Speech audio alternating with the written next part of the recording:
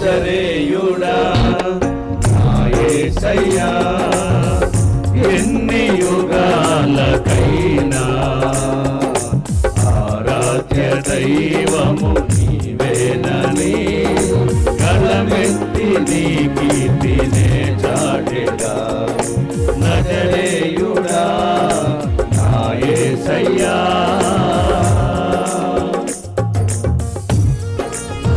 చప్పట్లు కొడుతూ మౌనంగా ఉండొద్దు, సంతోషంగా స్తోత్రం. Praise the lord. Amen.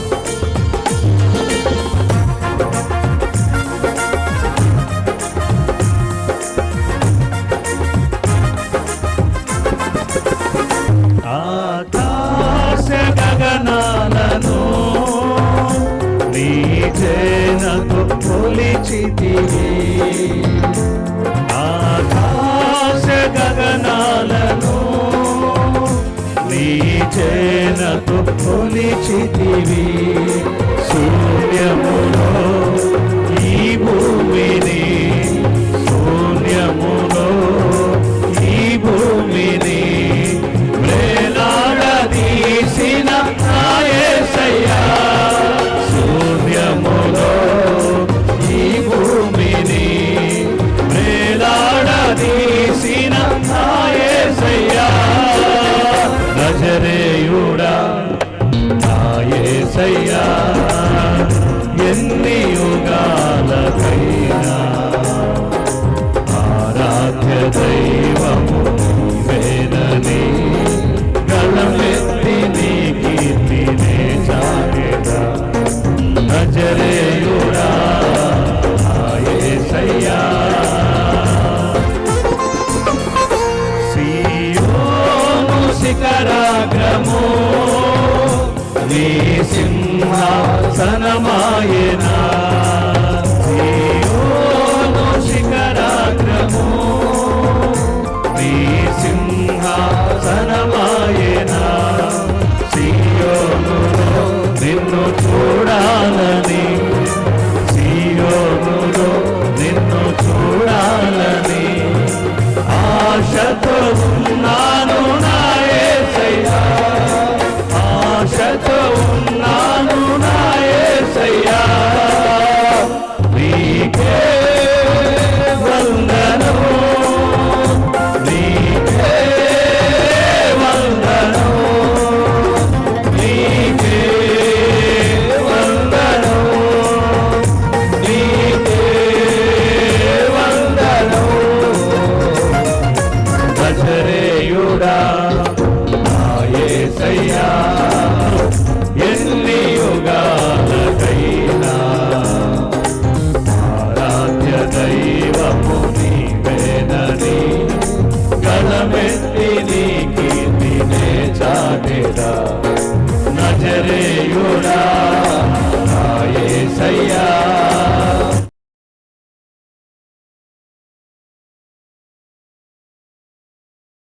Praise the lord. ప్రభు అయిన యేసుక్రీస్తు నామములో మీ అందరికీ శుభాభి వందనాలు, హృదయపూర్వకమైన వందనాలు. ప్రభునందు ప్రియులారా, ఈ ఉదయకాల సమయంలో దేవుడు మనందరితో ఒక మాట మాట్లాడాలని తెలియపరుస్తూ ఉన్నాడు. దానికంటే ముందుగా మీరందరూ బాగున్నారని, బాగుండాలని, దేవుని కృపలో అనుదినము నిత్యము వర్ధిల్లాలని మనసారా మీ కొరకు నిత్యము ప్రార్థన చేస్తున్నాను. దేవుడు మిమ్మల్ని క్షేమముతోనూ భద్రతతోనూ కాపుదలతోనూ తప్పకుండా నింపుతాడు, ఆశీర్వదిస్తాడు. కీర్తనల గ్రంథంలో 18వ కీర్తనలో భక్తుడైన దావీదు ఇలాగున్న పలుకుతా ఉన్నాడు. యెహోవా నా బలమా, నేను నిన్ను ప్రేమించుచున్నాను అంటాడు 18:1. భక్తుడైన దావీదు తన జీవితంలో దేవుణ్ణి బలముగా చేసుకున్నాడు. దేవుణ్ణి ఎప్పుడైతే మన జీవితాల్లో బలముగా చేసుకుంటామో, లేదా దేవుని బలాన్ని ఆశ్రయిస్తామో, లోకములో ఎంతటి బలాఢ్యులనైనా సరే మనము ఏ బలాఢ్యులకు కూడా భయపడము. ఎందుకంటే ఈ లోకంలో అందరికంటే అన్నిటికంటే బలవంతుడు దేవుడు మాత్రమే. దేవుని బలాన్ని మించిన బలము ఈ భూమి మీద లేదు. దేవుని శక్తిని మించిన శక్తి ఈ భూమి మీద లేదు. కానీ దేవుని కంటే ఏదైతే మనం బలముగా అనుకుంటున్నామో దేవుని బలాన్ని ఆశ్రయించడం మానేస్తున్నాము కనుక దేవుని కార్యాలను మనం చూడలేకపోతున్నాం. ఇక్కడ భక్తుడైన దావీదు ఈ మాట పలికినట్లుగా యెహోవా నా బలమా అని, మరో చోట నేను ఆయన బలమును ఆశ్రయిస్తున్నాను అంటాడు. అదే దావీదు గొల్యాతుకు దావీదుకు జరుగుతున్న యుద్ధంలో దావీదు ఆయనకు ఎదురుగా యుద్ధం చేయడానికి వస్తున్నటువంటి గొల్యాతు గొప్పతనం గురించి ఎప్పుడూ మాట్లాడలేదు. గొల్యాతును చూసి భయపడలేదు. గొల్యాతు మామూలోడు కాదు, గొల్యాతు గొప్పోడు, గొల్యాతు శక్తివంతుడు, గొల్యాతు బలవంతుడు, అమ్మో ఆయన మామూలోడు కాదు, ఆయన చాలా హైట్ ఉన్నవాడు, ఎత్తున్నవాడు, చాలా లావు ఉన్నవాడు, వెనకాల పెద్ద సైన్యం వస్తా ఉన్నారని గొల్యాతు గురించి కానీ గొల్యాతు బలము గురించి కానీ మాట్లాడలేదు. దావీదు కలిగి ఉన్నది ఒకటే, దేవుని బలము గురించి మాట్లాడాడు. హల్లెలూయా! ఎంతో గొప్ప విషయమో కదా చూడండి. దేవుని బలము గురించి మాట్లాడుతూ మొదలు పెట్టాడు. దేవుని బలాన్ని ఎరిగి ఉన్నాడు, దేవుని బలాన్ని తెలుసుకున్నాడు, ప్రార్థన చేయటం మొదలు పెట్టాడు. ఆ యుద్ధము దేవుని నామంలోనే ప్రారంభించాడు. యుద్ధము యెహోవాదే అని దేవుడు గొప్ప విజయాన్ని అనుగ్రహించాడు. ఈ మాటలు ఆలకిస్తున్న నీవు ప్రతిరోజు మనుషుల బలం గురించి ఆలోచన చేస్తా ఉన్నావు.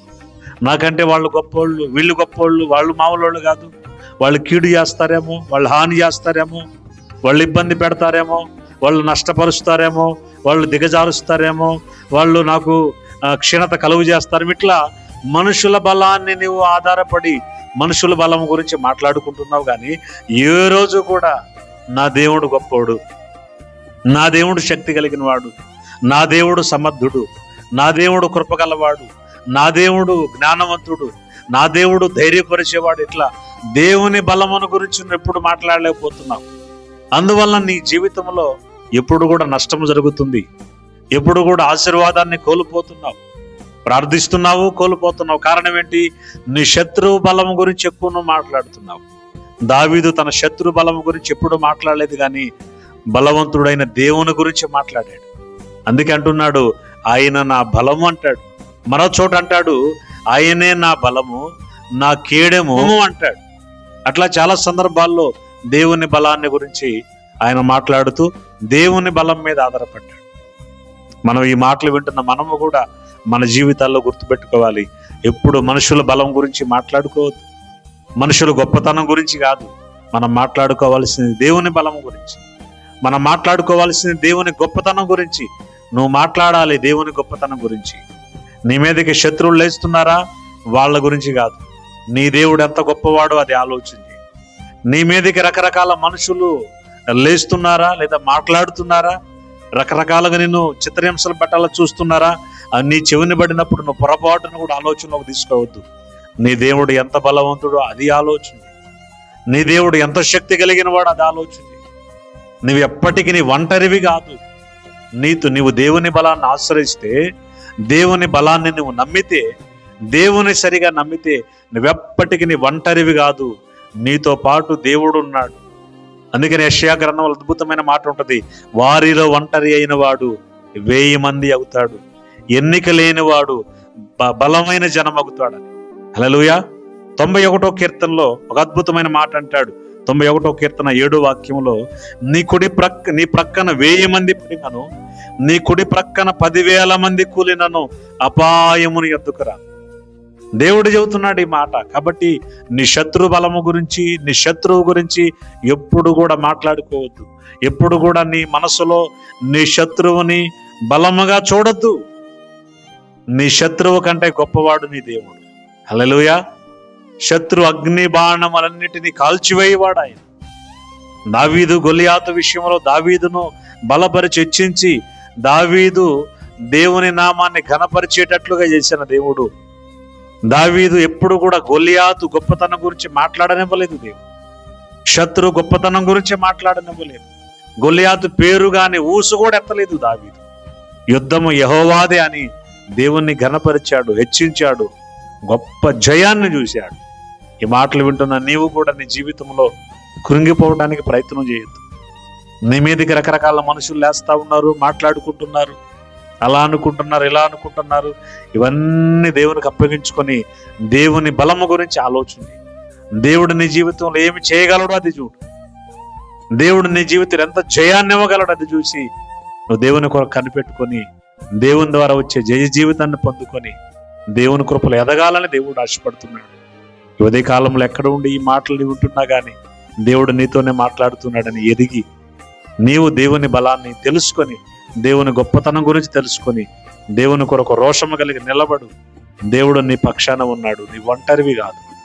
నీ పక్కన 1000 మంది పడినను, నీ కుడి ప్రక్కన 10,000 మంది కూలినను అపాయము నీ ఎద్దుకు రాదు. నువ్వు ప్రశాంతంగా దేవుడు నిన్ను ఉంచుతాడు, నెమ్మళంగా ఉంచుతాడు. హ్యాపీగా నువ్వు ఉంటావు. దావీదు యుద్ధము చేసి హ్యాపీగా ఉన్నాడు. హల్లెలూయా, స్తోత్రం కలుగును గాక.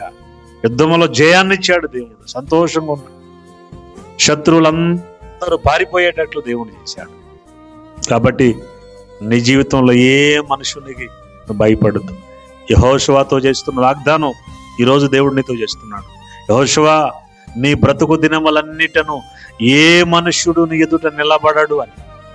దేవుని కొరకును గొప్ప కార్యాలు చేసుకుంటా వెళ్ళు. దేవుణ్ణి గొప్పగా ప్రకటించు. దేవుని గొప్పగా ప్రార్థించు. దేవుని కొరకు గొప్పగా నిలబడు. దేవుడే నీ పక్షాన ఉంటాడు. అలాంటి కృప పరిశుద్ధాత్మ దేవుడు నీకును, నీ కుటుంబాలకుని, నీ బిడలకును, నీ సంఘానికిని, నీ ప్రాంతానికిని, నీ సంతతి అంతటికి దేవుడు అనుగ్రహించి ఆయన కృపలో నేను వర్ధిల్ల చేయను గాక. దేవుడి మాటలు దీవించి ఆశీర్వదించును గాక. ప్రార్థన చేసుకుందాం. దయచేసి ఉదయకాలం ప్రార్థనలు ఏకీభవించు. ప్రభు నీ కృప చూపును గాక. ప్రార్థన చేసుకుందాం. మహాపరిశుద్ధుడైన మా తండ్రి, ప్రేమస్వరూపి ఘనమైన దేవానికి వందనాలు, స్తోత్రాలు. ఉదయకాల సమయంలో కీర్తనాకారుడైన దావీదు 18వ కీర్తనలో మాట్లాడుతూ, యెహోవా నా బలమా, నేను నిన్ను ప్రేమించుచున్నాను అంటున్నాడు. దేవా, అవునయ్యా, నీ బలమును ఆధారం చేసుకున్నాడు. నీ బలమును ఆశ్రయించాడు. ఎప్పుడు కూడా శత్రు బలము గురించి మాట్లాడలేదు. శత్రు బలాన్ని చూసి ఎప్పుడు కూడా కునిగిపోలేదు, భయపడలేదు, అధైర్యపడలేదు. నాయన, నీ బలమేంటో ఎరిగి ఉన్నాడు. నీ మీద ఆధారపడి ఉన్నాడు. నీ బలం మీద ఆశ్రయాన్ని, నీ బలమును ఆశ్రయించాడు. కాబట్టి తన జీవితంలో జయాన్ని పొందుకున్నాడు. దేవా, ఈ మాటలు నీ బిడ్డలు ఎక్కడ ఉండి ఆలకిస్తున్నా, ఎక్కడ ఉండి వింటున్నా వాళ్ళ జీవితాల్లో జయమును కలుగు చేయండి. నీ బలమును గూర్చి వారు ప్రకటించాలి. దేవా, నీ మాటలు వింటున్న నీ బిడ్డలు నీ బలము గురించి తెలుసుకోవాలి. నాయన, నీ కొరకు సమాజంలో రోషము కలిగి నిలబడాలి. ఏ పరిస్థితుల్లో కృంగిపోకూడదయ్యా, దిగజారిపోకూడదయ్యా. నీ పక్కన 1000 మంది పడినాను, నీ కుడి ప్రక్కన 10,000 మంది కూలినాను, అపాయముని యొద్దకు రాదని వాగ్దానం చేసావు. దేవా, నీ బిడ్డలకు అలా తోడై ఉండండి. నాయన, కనికరం చూపండి. దేవా, శత్రు కోటలన్నిటి మీద జయమును దయచేయండి. దేవా, శత్రు కాడని విరగొట్టండి. దేవా, నీ బిడ్డలకు జయమును గురించి ఆశీర్వదించమని ప్రార్థిస్తున్నాను. ఎంతమంది ఉదయ కాలంలో ఈ మాటలు వింటున్నారో, ఒకవేళ బలహీనతలో ఉన్నారేమో, నిందల్లో ఉన్నారేమో, అవమానాల్లో ఉన్నారేమో, ఆర్థిక ఇబ్బందుల చేత నలిగిపోతున్నారేమో, దేవా కీడు చేత తరంబడుతున్నారేమో, శత్రువును చూసి భయపడిపోతున్నారేమో, యేసునామములో నీ బిడ్డలకు ధైర్యము ప్రసాదించి వీటన్నిటిలో నేను విడుదల దయచేయమని అడుగుతున్నాను. దేవా, ఈ సేవకుని నీ బిడ్డలందరి కొరకు, వారి క్షేమం కొరకు, వారి సంపూర్ణ సమాధానం కొరకు, రక్షణ కొరకు, మారు మనసు కొరకు, పాపక్షమాపణ కొరకు ప్రతి ఒక్కరిని పేరు పేరున దీవించమని ప్రార్థన చేస్తున్నానయ్యా. అన్ని విషయాల బిడ్డలకు తోడై నడిపించు. నీ కృప చేత బలపరచండి. ఎవరినైనా రక్షణ లేకుండా, మారు మనసు లేకుండా ఉన్నారు, అలాంటి వారిని దర్శించు. దేవా, నీ కృపలో నిలబెట్టి వర్ధిల్ల చేయమని అడుగుతూ, నేను ఉదయకాలపు దీవెనలతో బిడ్డలను తృప్తిపరిచి దినమంతా నీ బిడ్డలు క్షేమమును చూడాలి.